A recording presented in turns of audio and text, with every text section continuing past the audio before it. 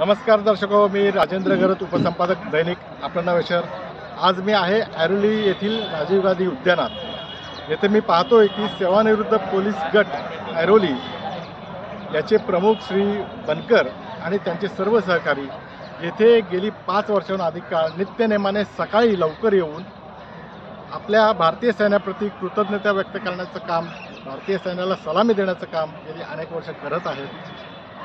त्याशिवाय येथे ते वेगवेगळे प्रकारचे व्यायाम कवायती सुद्धा करून घेत आहेत। त्यामुळे येथे येणारी तरुणाईसुद्धा त्यांच्यासोबत हे वेगवेगळ्या प्रकारचे व्यायाम करत असते। आपण हेल्थ इज वेल्थ म्हणतो आणि अनेक लोक अंथरुणातच पडून राहतात, त्यांची सकाळ फुकट घालवतात।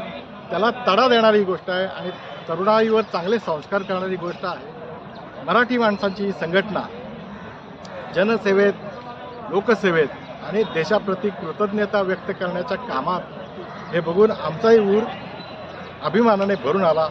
यांचं हे काम असंच चालू राहावं यासाठी यांना खूप खूप शुभेच्छा। आणि या संस्थेचे प्रमुख श्री बनकर यांचं याबद्दल काय म्हणणं आहे, यांची कवायत कशी चालते याच्याबद्दलचं आपण दृश्य पाहूया।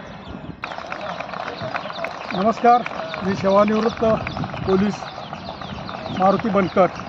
आम्ही या राजीव गांधी गार्डनमध्ये आम्ही दररोज कवायत घेतो आणि या ठिकाणी राजेंद्र घरत साहेब येऊन या ठिकाणी आल्याबद्दल त्यांचं मी धन्यवाद मानतो।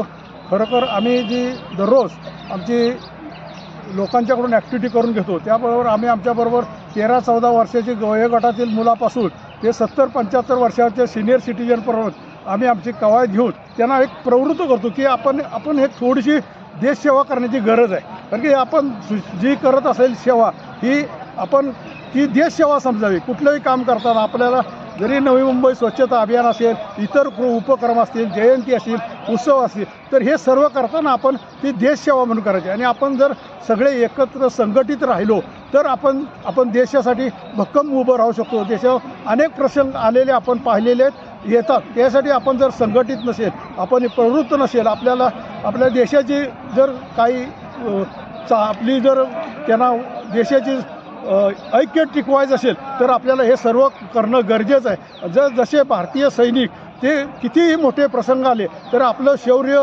त्याच्या दाखवून, ऐक्य दाखवून किंवा त्यांना जी स्वतःचे मनोबल तयार करून त्या ठिकाणी उभे असतात। त्या प्रसंगात, युद्धाच्या प्रसंगात अनेक लोक शहीद होतात, पण त्यांचं ते मन न ढळून देता ते देशसेवेशी एकनिष्ठ राहतात। म्हणून हा आपला उपक्रम आपण असा चालू ठेवला तर आपल्याला लोकांच्याबद्दल, आपल्या देशाबद्दल प्रेम राहील, एकमेकाबद्दल प्रेम राहील आणि हीच आपण ती सदिच्छा ठेवून आपण हा उपक्रम राबवत आहे। माझी शरीर प्रकृती दिवसेंदिवस अधिक सदृढ आणि कार्यक्षम होत आहे।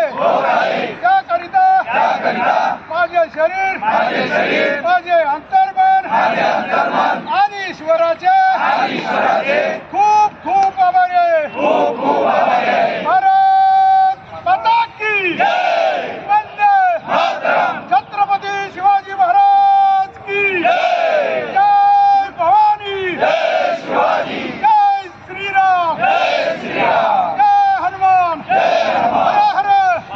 आपल्याला सलूट द्यायचे मैदानमध्ये आणि आपल्या स्मरण समोर भारतीय जवान उभे आहेत असं स्मरण करून सलूट द्यायचं। एक साथ एक